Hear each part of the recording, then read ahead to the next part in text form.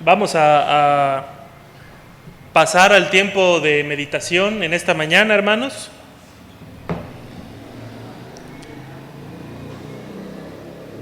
¿Qué es lo que vamos a estudiar hoy? Pues vamos a hablar de 3 parábolas que el Señor Jesús pone para nosotros. Hicimos una pequeña pausa, ¿verdad?, del Evangelio de Marcos durante 2 semanas, pero ahora vamos a continuar. La parábola que inicia este ciclo de 3 parábolas es una parábola que habla acerca de la luz. Y la primera pregunta que yo tendría hoy para ustedes en esta mañana es: ¿qué hacemos, hermanos, con las noticias o con la noticia del reino de Dios? La iglesia en general, hermanos, durante mucho tiempo ha intentado hacer conversaciones acerca de la iglesia. ¿Cómo se llega a ser cristiano? ¿Cómo se mantiene uno siendo cristiano? ¿Qué es lo que le gusta a Dios? ¿Qué es lo que no le gusta? ¿Cómo se obtiene la salvación? ¿La salvación se pierde o no se pierde? Y con estas conversaciones, hermanos, dentro de la iglesia, lo que buscamos es tener una forma objetiva de creer. El problema, hermanos, con estas formas objetivas de creer es que nos van aislando de la gente de alrededor. Si hiciéramos hoy un examen de cómo compartir la palabra de Dios, quisiera escucharlos a ustedes durante 5 minutos hablar. ¿Cómo le hablaría a alguien usted del reino de Dios? ¿Qué le diría?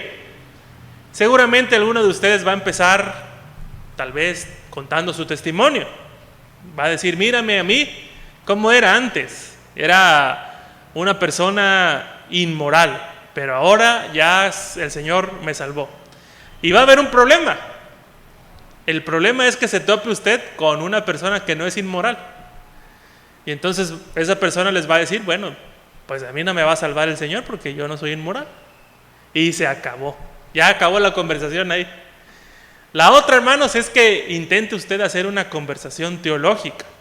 Y empiece usted diciendo: por cuanto todos hemos pecado, estamos destituidos de la gracia de Dios. 2 problemas. La gente no entiende qué es gracia y tampoco entiende qué es pecado. Hay un canal de YouTube que se llama Agua Viva, el nombre del canal está en inglés, y esta persona se encarga de hacer entrevistas a la gente en la calle. Es un evangelista, hace trabajo de evangelismo, pero hace como una especie de entrevista. Y le pregunta a las personas: ¿usted cree que ha pecado? Y la mayoría le dice: no, yo no he pecado. Entonces él les tiene que ir diciendo: ¿alguna vez has mentido a tu jefe en el trabajo?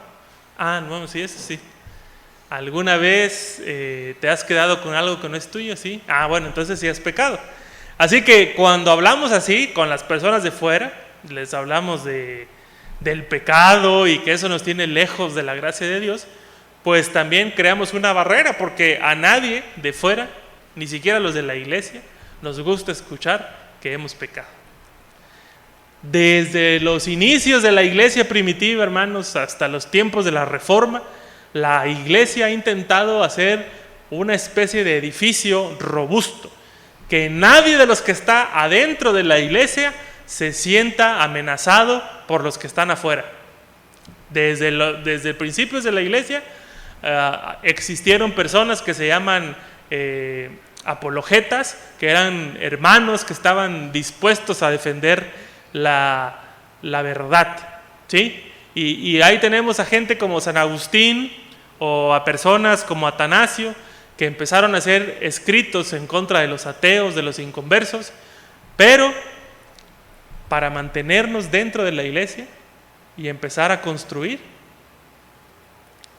hemos dejado de fuera o hemos dejado afuera a la gente que no viene a la iglesia. Y un teólogo moderno que se llama Lucas Magnin decía: mientras más alto esté el edificio, menos vecinos tendrán alrededor. Mientras más alta esté la construcción de la iglesia, hermanos, mientras más elevada se haya ido, menos gente tendremos alrededor que se sientan identificados con nosotros. ¿Por qué estoy hablando de esto, hermanos? Porque este pasaje que nosotros estamos leyendo, el Señor Jesús empieza con una pregunta. ¿Se trae una lámpara y se pone abajo de la cama?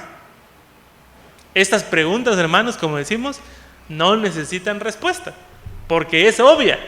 No, la luz no se pone en un lugar donde se oculte lo que hace.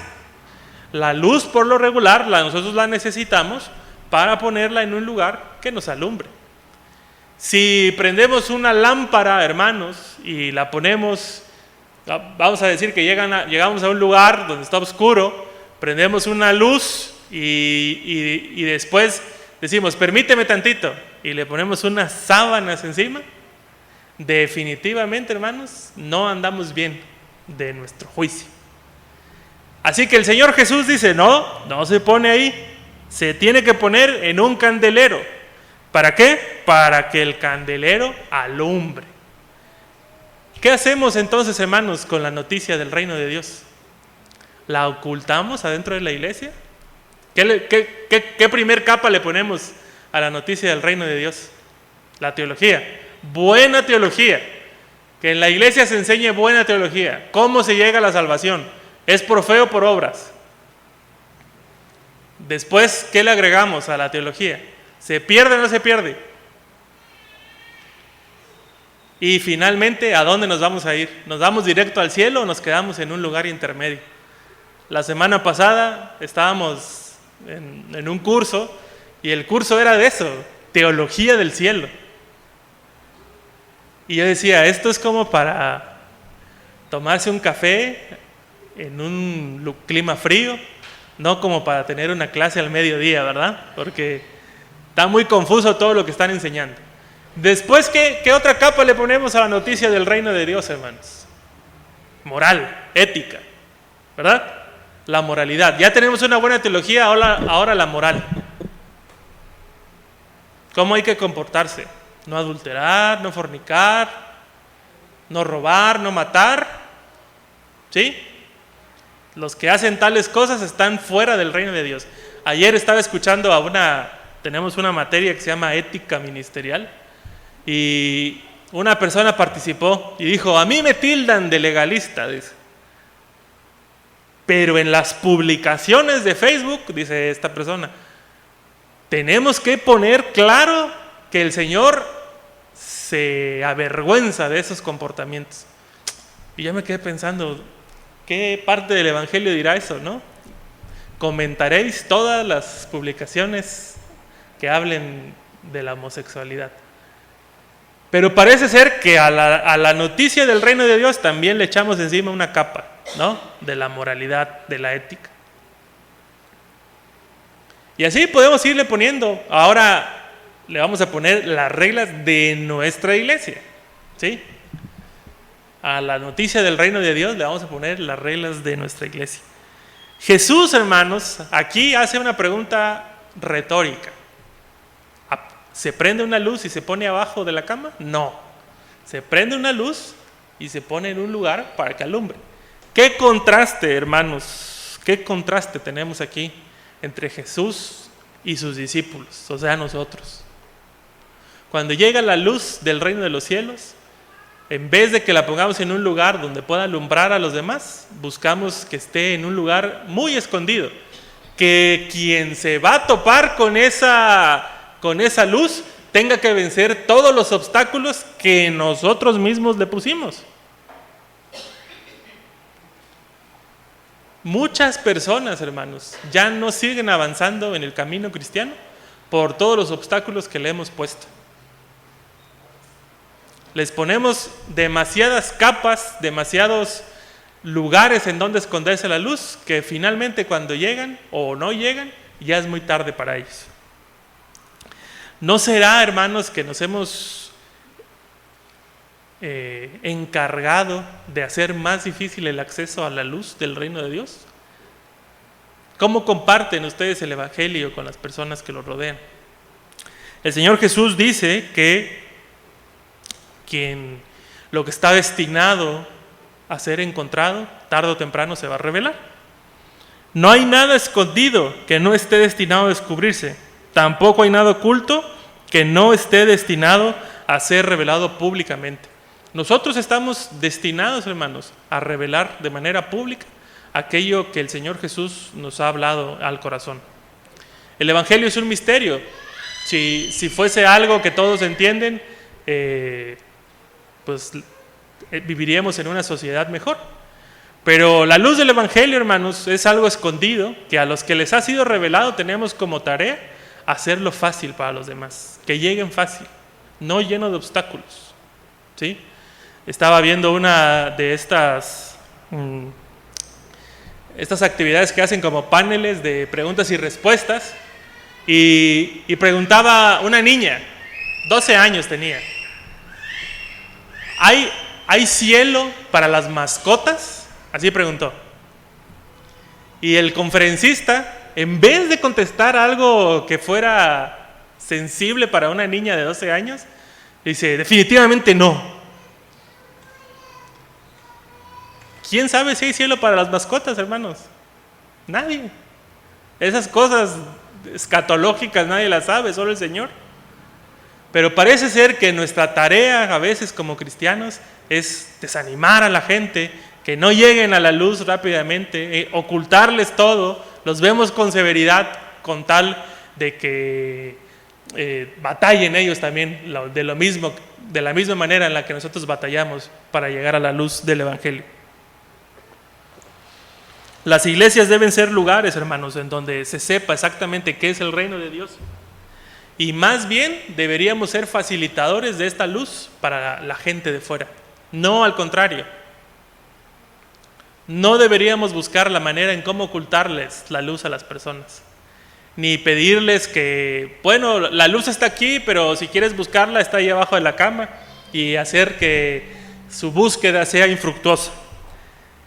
Las siguientes dos parábolas que van a aparecer ahí, el Señor Jesús dice que se parecen al reino. Así dice: el reino de los cielos se parece a... Y luego dice: ¿con qué vamos a comparar el reino de cielos? La primera, hermanos, nos habla acerca de la naturaleza del reino de los cielos. Nos dice que hay un hombre que se va a levantar a esparcir la semilla, y que este hombre no sabe cómo, pero la semilla va a darle fruto. En esta imagen que el Señor Jesús trae para nosotros hay dos procesos. Hay un proceso que es oculto, que llamaremos el proceso de la germinación, y hay un proceso que es manifiesto, que es el proceso del crecimiento.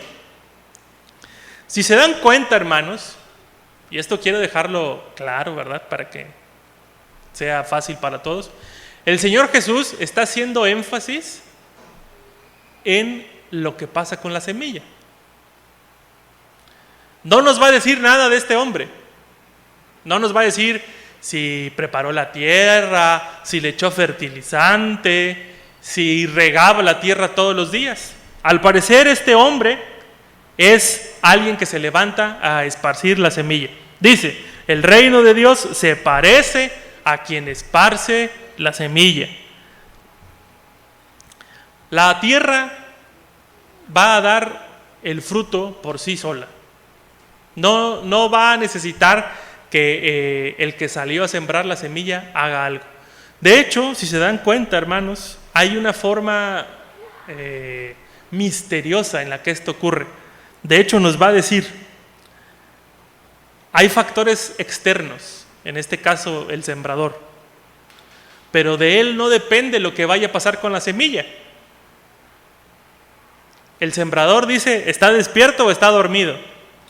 Y también hay factores naturales, el día y la noche. No importa. No importa nada de lo que pase con la semilla de estas cosas. Lo que importa es que por sí sola va a dar fruto. El crecimiento, hermanos, es algo paulatino.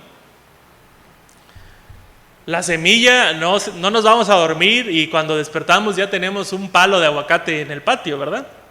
Los hermanos que se han dedicado a la siembra saben perfectamente que esto lleva tiempo. Los que hicimos el experimento del frijolito en la primaria también sabemos que día con día había que ir a revisar qué le iba pasando al frijolito. ¿Le hicieron, hermanos, en la primaria? Una semilla de frijol en un algodón y ver cómo iba haciendo sus ramitas. Bueno, el Señor Jesús quiere que veamos eso. El crecimiento es paulatino. ¿Qué sigue después del crecimiento? Ya brotó, germinó la semilla, ahora sí va a dar fruto, va el fruto para afuera. Pero aún así, hermanos, no aparece la espiga inmediatamente. Dice, primero aparece el tallo, después aparece la espiga y finalmente la espiga se va a llenar de frutos. Y aquí viene esta fórmula que el Señor Jesús está usando. Quien tenga oídos para oír. ¿Qué nos quiere decir, hermanos? ¿Qué nos está queriendo decir? El crecimiento del reino de Dios es paulatino. No podemos exigir, hermanos, que la espiga tenga frutos cuando apenas es un tallo. Y no podemos exigirle a la espiga que tenga tallo cuando apenas ni ha salido. La doctora Mercedes Navarro, que es una teóloga que estoy leyendo para este evangelio, dice, la ignorancia del proceso de la transformación subraya el deseo que tenemos de medir y controlar. Se los voy a volver a leer. La ignorancia, o sea, ignorar el proceso de transformación hace que nosotros tengamos un empeño en medir y controlar. Los hermanos que siembran se desesperan porque en 2 días no haya nacido la fruta. No, tienen confianza de que va a salir. Tienen confianza de que va a salir. Ninguno de nosotros está, ¿quién sabe qué va a pasar con mi sembradío? Porque ya va 1 semana y no crece. Yo nunca he sembrado, ¿verdad? Pero mis hermanos que siembran, sé que no se desesperan, saben, ¿verdad? Tarde o temprano, ahí viene, ahí viene. Lo mismo para nosotros dentro de la iglesia. Si ignoramos el proceso de transformación, hermanos, nos vamos a empeñar en controlar y medir. Y tenemos lugares en donde se hacen un montón de cursos. Curso de discipulado transformando vidas, etapa 1, ¿no? Terminó sus lecciones, hermano, ¿no? Entonces va a tener que volver a hacer la etapa 1, porque no las terminó. Pero si ya terminó la etapa 1, entonces ya puede ir a la etapa 2, ¿sí? O empezamos a ver, sigue diciendo groserías el hermano, ¿sí? Todavía no está transformado. ¿Ya diezma como debe de ser? No, todavía no, le falta transformación. Ignorar, hermanos, que el proceso de transformación no tiene nada que ver con algo que nosotros podamos medir o controlar, nos lleva a que estemos poniéndole duras cargas a las personas, que los estemos presionando. Decía la hermana Blanca Lili hace rato en su testimonio, vivíamos momentos felices cuando mi esposo estaba en la iglesia, pero momentos tristes cuando se iban. ¿Se imaginan que alguien en esa época le hubiera dicho a la hermana Blanca Lilia, ya dé por perdido a su esposo, hermana, ya, nunca va a ser cristiano? ¿Se imaginan? ¿Qué angustia le hubieran clavado en el corazón a la hermana? Aparte de que estaba triste porque venía y se iba, ahora le están diciendo que no, ya lo dé por perdido. Por eso, hermanos, el proceso de transformación es algo que los que están en el reino deben comprender. No es algo que se da de la noche a la mañana. Hoy tenemos a nuestro hermano Armando aquí con nosotros y lo tenemos como parte importante en la junta de la iglesia. Alguien podría decir, hace 10 años, dijo hermano, 13 años, ¿verdad? 13 años, podría decir, seguro va a ser un gran líder de la iglesia. Tal vez no, ¿verdad? Pero el Señor lo ha transformado, amén. La semilla dio su fruto. No porque la iglesia presionó a la hermana Blanca Lilia. No porque la iglesia presionó al hermano Armando. Tiene que leer 10 capítulos diarios, hermano, para transformarse. Como leyó 9, por eso no se transforma, ¿no? La transformación es algo que viene por la propia semilla que se deposita. No es algo que tenga que ver con la persona que depositó la semilla y mucho menos con el terreno, ¿verdad? Porque en la parábola que vimos del sembrador, les decía, hay algunas personas que hacen énfasis en los terrenos. Hay que cultivar el terreno para que el terreno esté fértil y crezca la semilla, o a veces hacemos énfasis en el sembrador, es que esa persona no ha dejado que Cristo siembre, por eso no germina, ¿no? El proceso de transformación, el proceso de crecimiento es algo que Dios da. Amén. Y lo mejor de todo, hermanos, es que cuando esta semilla ha dado fruto, no se va a quedar ahí. Dice que el sembrador, el que va a recoger el fruto, sabe que esa semilla ya ha dado fruto, pone la hoz y cosecha su fruto. Nadie que ha sido expuesto a la semilla se va a quedar sin ser transformado. Solamente que no, este proceso de transformación no va a ocurrir al ritmo que nosotros querramos. Pero cuando llegue el fruto, vamos a cosechar. Cuando esté listo, hermanos, vamos a cosechar. Finalmente, hermanos, tenemos la paradoja de la semilla de mostaza, la última parábola. Aquí, hermanos, en esta parábola también el Señor Jesús hace una comparación. En la de la luz no comparó, solamente dijo, ¿quién hace esto? Pero aquí también, y en la anterior lo hace. Dice, ¿con qué vamos a comparar al reino de Dios? Otra vez, la comparación es con el reino de Dios. El reino de Dios es como una semilla de mostaza, que es muy pequeña, es la más pequeña, pero una vez que se siembra, crece hasta convertirse en la más grande de las hortalizas y echa ramas tan grandes que las aves pueden anidar bajo su sombra. Mientras estaba preparando este sermón, estaba pensando en algo. ¿Por qué el Señor Jesús tenía que hablar en parábolas? ¿Por qué no podía hablar como un sabio griego? ¿Por qué no podía enseñar las cosas de frente? ¿Por qué parábolas?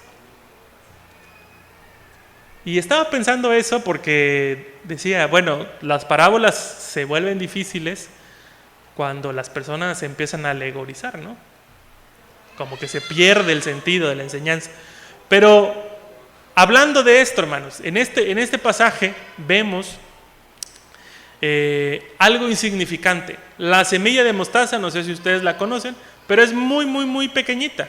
Probablemente quepa en la primer porción de su dedo índice. Es muy pequeña. Cuando se siembra la semilla de mostaza y cuando empieza a dar frutos, se parece como un árbol. Aunque es una hortaliza, vamos a decirlo como las que sembramos en casa, la verdad es que se hace tan grande como que si fuera un árbol. Y creo que aquí podemos ver, hermanos, las apariencias, ¿sí? Si hoy vemos a nuestra iglesia, desde aquí, desde donde yo estoy, y le pedimos al hermano Luis que nos dé las estadísticas, y vemos, no, pues vienen 60 personas en la mañana. Pues vamos a decir, es un número pequeño, es un número discreto. Si las comparamos, por ejemplo, con algunas iglesias de Tuxtla, donde hay 800 personas por culto, o alguna de las iglesias de Monterrey, donde llegaban 5,000 personas. Les había yo contado hace algunos domingos que uno de mis maestros del seminario dijo, después de una división de la iglesia, se nos fueron casi 5,000 personas. Yo dije, ¿qué? Se nos va uno aquí y ya se nos hace chiquita la iglesia y ya se le fueron 5,000 al hermano, ¿verdad? Las apariencias. Pero hermanos, la parte consoladora de esto es que cuando el reino de Dios se establece, no importa si los números parecían que no iban de acuerdo al reino de Dios. Cuando el reino de Dios se establece y crece, lo que puede hacer sobrepasa toda lógica. Esta enseñanza, así como la pone Jesús al decir, una vez sembrada, se convierte en una grande hortaliza y sus ramas tan grandes que las aves pueden anidar bajo su sombra, es un claro, una llamada, una cita hacia un texto que está en Isaías 17, versículo 23. En Ezequiel 17, versículo 23. Dice, es Dios hablando, lo plantaré sobre el cerro más alto de Israel para que eche ramas y produzca fruto y se convierta en un magnífico cedro. Toda clase de aves anidará en él y vivirá a la sombra de sus ramas. ¿Notan la figura? ¿Cómo se parece? El Señor dice, el reino de los cielos se parece a esa semilla que cuando crece es un árbol tan grande que sus ramas hacen una copa muy grande e incluso las aves de los cielos se refugian en él. Y Ezequiel dice, voy a plantarlos yo lo voy a plantar. ¿Sí? Y va a crecer tan grande, va a ser un cedro tan grande que toda clase de aves anidará en él y vivirá a la sombra de sus alas. El reino de los cielos, hermanos, no es algo que nosotros podamos manipular, no es algo que nosotros podamos medir, no es algo que nosotros podamos decir, si lo hacemos de esta manera, seguramente vamos a obtener los resultados que nosotros queremos. Podemos ir a alguna otra iglesia, hermanos, y en esa otra iglesia fijarnos, mira, allá en la iglesia tienen esto, hacen lo otro, programa de niños, discipulados, células, y traer todos esos programas acá, hermanos. Los voy a implementar. Martes de oración, miércoles de células, jueves de varones, viernes de mujeres, sábado de jóvenes. Y lo único que vamos a lograr es cansarnos. Ya nos cansamos de tanto programa y la iglesia sigue igual. Bueno, hermanos, lo que pasó es que ustedes quisieron configurar la iglesia a su manera. El reino de los cielos, hermanos, es algo que va a dar su fruto cuando Dios quiera. Tiene un proceso de transformación que solamente Dios conoce. Pero tengan por seguro, hermanos, que cuando dé la semilla va a producir un cambio impresionante con las personas de alrededor. Como decía esta cita, incluso las aves van a ponerse debajo para recibir sombra. Quizás aquí, hermanos, para entender estas últimas dos parábolas, tenemos que ver la primer configuración que vimos en la parábola de la lámpara. ¿Qué hacemos con la luz? ¿Qué hacemos con la luz? El Señor Jesús nos está poniendo aquí dos formas para entender el reino de los cielos. La primera es que veamos qué es lo que hace el hombre, el que siembra. ¿Cómo lo vieron? ¿Preocupado? ¿Cómo vieron a este hombre de esta lección, de esta parábola? Yo lo veo bien tranquilo, hermanos. Dice que se va a dormir. Él nada más salió a esparcir la semilla. Se fue a dormir. Así se parece el reino de los cielos. Quien está dentro del reino de los cielos está tranquilo. Confía. Sabe que la transformación es un proceso. Imagínense, hermanos, que ustedes empiezan a desanimar pronto. No, pues antes éramos 60 y ahora somos 58. De seguro ya va para abajo la iglesia. No. El Señor nos llama a estar animados. Es un proceso. Lo que sí, hermanos, es que si el reino de los cielos se va a parecer a un árbol que va a crecer tan grande que va a dar sombra a las aves de los cielos, entonces, hermanos, los que estamos dentro del reino de los cielos no podemos ocultar esa luz. Si confiamos que el Señor va a hacer un proceso de transformación y no nosotros, a nosotros no nos queda de otra más que compartir esa luz con las demás.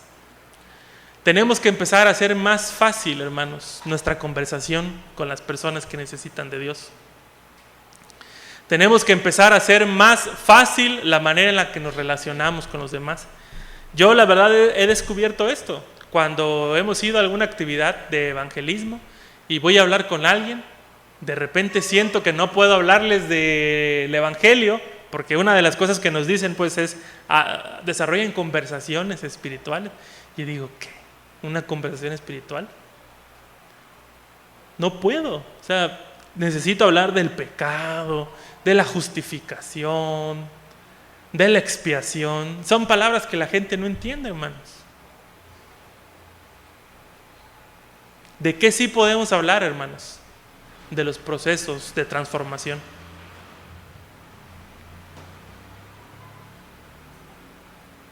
Cuando confiamos que el Señor es el que tiene el control sobre las cosas, descansamos, hermanos. Cuando confiamos que el Señor es el que tiene el control sobre el crecimiento de la iglesia, descansamos, hermanos. Descansamos como este hombre de la parábola. Este hombre se va a dormir tranquilo. No está obsesionado yendo a destapar el hoyito que hizo a ver si la semilla ya viene. Es más, sabe que si lo hace, se perdió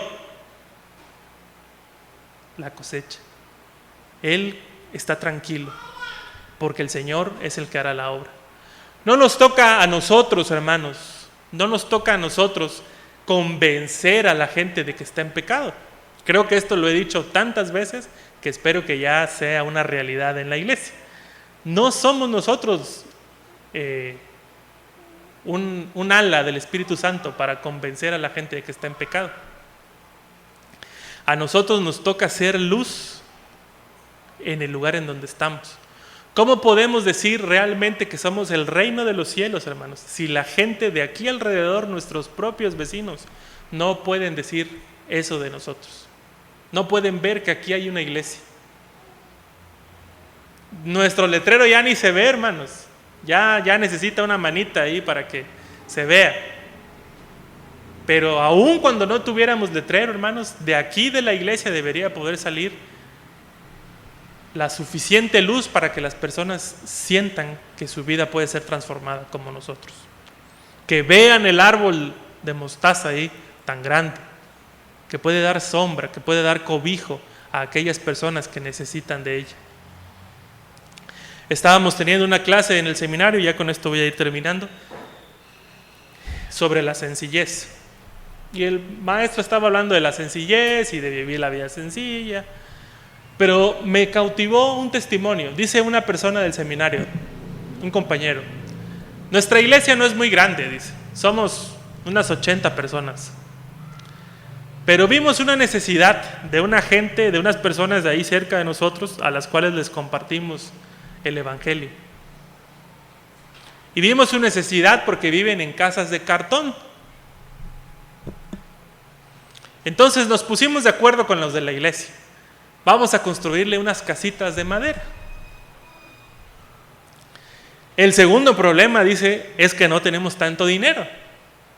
Casi todos en la iglesia, algunos ya son jubilados, el señor es una persona grande, o algunos son muy jóvenes. Entonces, pues dijimos, bueno, hay un problema, el dinero. Lo que se les ocurrió a estos hermanos es: hay cosas en la casa que ya no usamos, que ya no necesitamos. E hicieron una venta de garage ahí en su iglesia. Todos los de la iglesia llevaron algo que ya no se ponían, ropa, zapatos, ¿sí? Dice, muchos descubrieron que tenían en su armario ropa que ya tenía un montón, que no se ponía.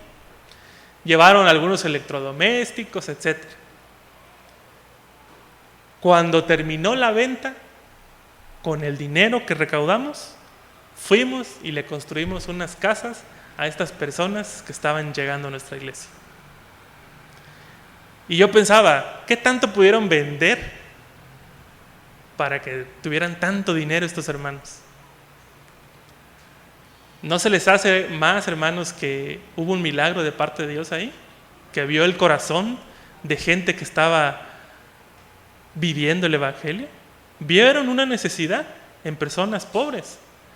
Y no se limitaron porque la iglesia fuera de bajos recursos o de medianos recursos. Vieron una necesidad y actuaron. Vieron una necesidad y confiaron en quien podía darles frutos. De esa iglesia ahora hablan ahí en la localidad. Y dice, ya vimos que otras iglesias están copiando la venta de garage.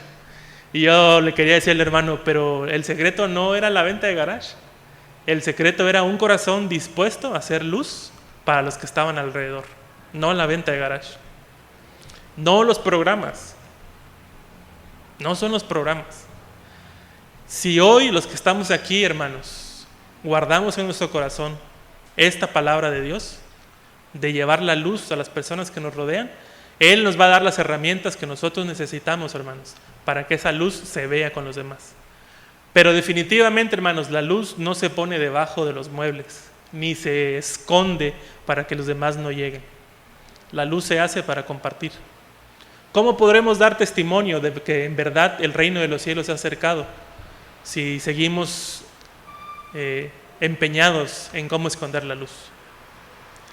¿Les parece si pedimos al Señor en esta mañana, hermanos, que nos abra los ojos para cómo poder compartir la luz con los demás? No necesariamente tenemos que hacer unos trípticos, hermanos, y salir al parque y esparcirlos. No está mal, pero no es la única manera de esparcir la luz. Necesitamos ver qué necesidad tiene esta comunidad donde estamos. He visto mucha gente alcohólica en las calles, tal vez por ahí puede ser. He visto migrantes, puede ser por ahí. No lo sé, tenemos que pedirle a Dios que nos oriente. Pero de que definitivamente necesitamos mostrar luz a la gente que nos rodea, eso es una realidad. Y no va a depender de nosotros, tenemos que ir confiados, hermanos. Una vez que hayamos encontrado el propósito de Dios, tenemos que ir confiados de que Él va a dar el fruto que la iglesia necesita. Amén. Vamos a ponernos de pie, hermanos, para dar por concluida esta reunión.